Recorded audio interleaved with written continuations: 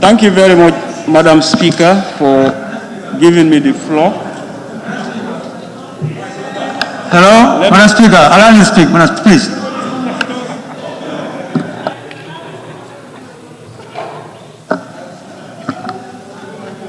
Thank you very much, Madam Speaker, for giving me the floor.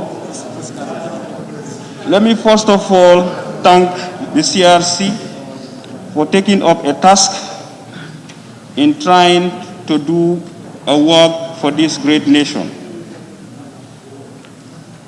Madam Speaker, let me just start with this saying and it is said in all our national languages.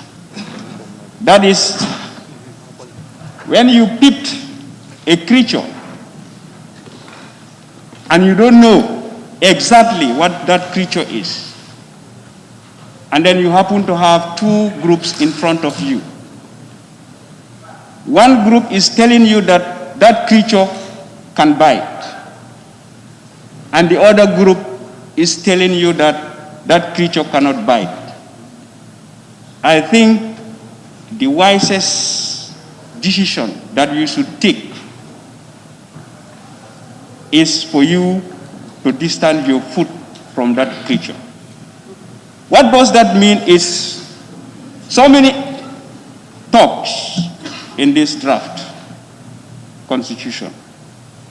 People are saying different things. Now, let me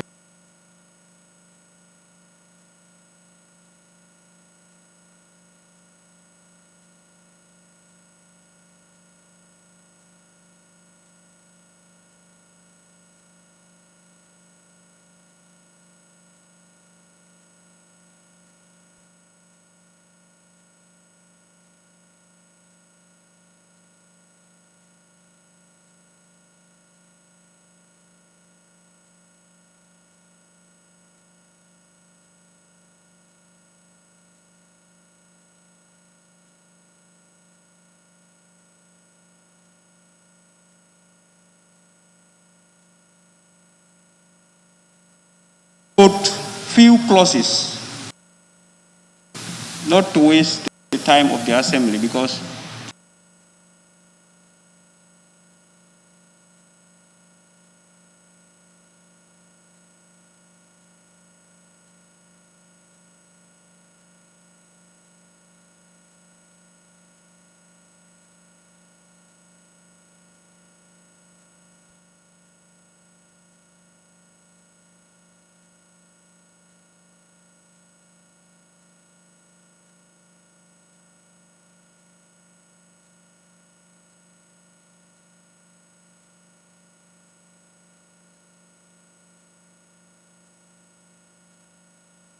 much have been said.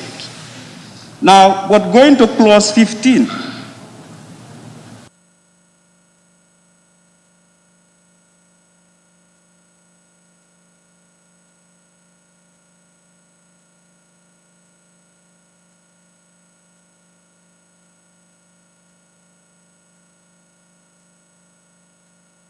which talks about citizenship. That's where I will start. Madam Speaker, we said we are in a global village. Madam Speaker.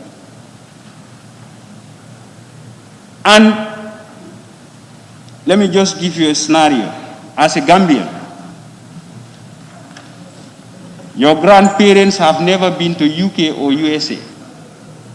Neither your parents.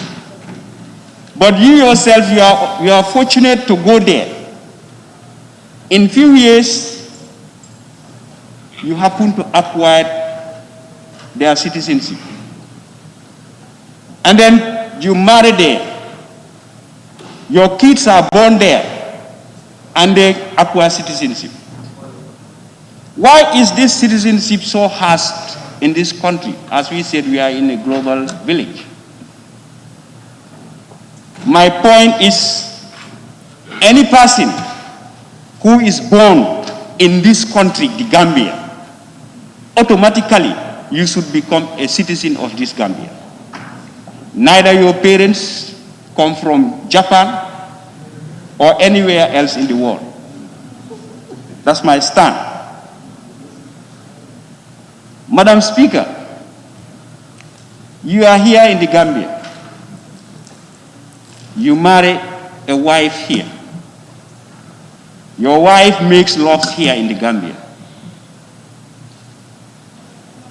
And then got pregnant in the Gambia. And then happened to travel to US or UK after 8.5 months of pregnancy. And then delivered a child in UK or USA after being there for 2 weeks. And that child is a citizen of that nation. And Gambians are doing it. And we don't want others also to enjoy that same right in this country. I say no to that. Madam Speaker, when we go to marry, the right to marry. Madam Speaker, in the draft, I can see a man and a woman, which is so vague to me. Although we are told we cannot interpret the law. But to my own understanding, this a man stands on its own, and then a woman also stands on its own. Now, it is not very clear. A man and a man can engage, to my own understanding. And then a woman and a woman also can engage. And then we have seen what happened in the last few months. Religious leaders were crying in the country, talking about this gay and lesbian marriage, which our culture, our religions did not allow.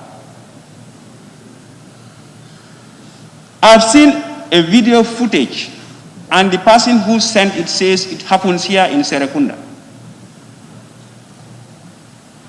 A big gentleman who bleaches his entire skin, dressed in a skirt with rasta, makeup, bodice, and whatsoever. And people detected that this is a gay, he's a gay, and they undressed him. And they found out that there is a big banana coiled in his pants, in the streets. Okay? And if this thing is not clear to us, these people, they are all over here hidden. They are just waiting for time. And when time comes, it is not clear, they will come out and they can challenge their rights. What are we going to do then? I am not in for that. This constitution must be very clear to me and to the entire Gambian people before I can't append my signature to say yes on it. Madam Speaker, when you go to the office of the President as the head of state,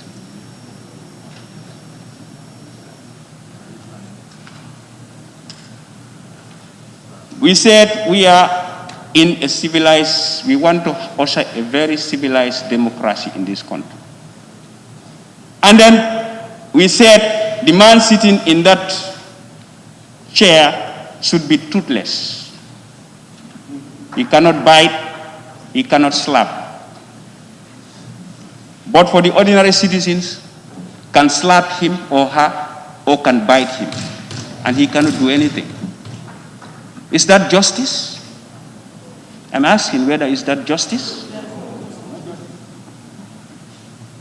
I am not in for that. Separation of powers must be done in the right channels. You cannot be interfering in someone's work and that person cannot interfere in yours. It's injustice. Appointment of ministers, the cabinet. You say we have the judiciary, the legislature, and the executive. Now you want the legislature to determine who should be in the executive, and should also have a hand who should be in the judiciary. Is that democracy? I disagree in that. Madam Speaker,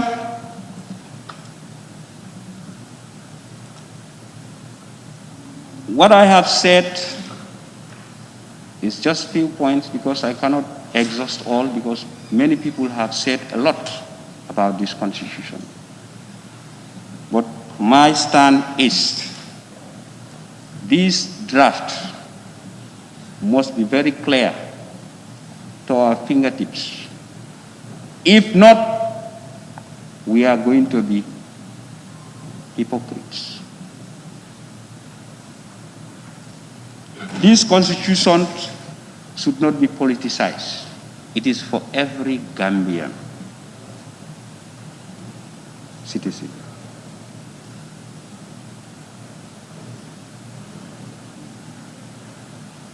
Madam Speaker, let me just end by just trying to put this something across, and it goes to the coalition 2016, because it is where this draft emanated from. Madam Speaker, coalition 2016, particularly those who were in government, I mean,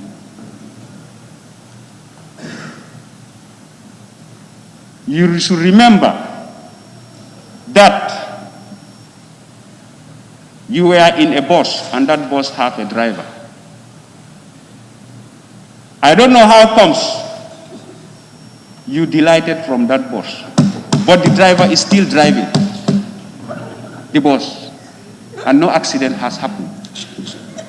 Now what I am appealing to you, before you see yourself at ground zero, please run as fast as your legs can carry you. Point of order, Honorable Speaker. Catch that bus Point and of jump order. in again. Honorable Speaker. On that note, Madam Speaker. Yes, please, can you just withdraw the point? Madam Speaker. Point of order.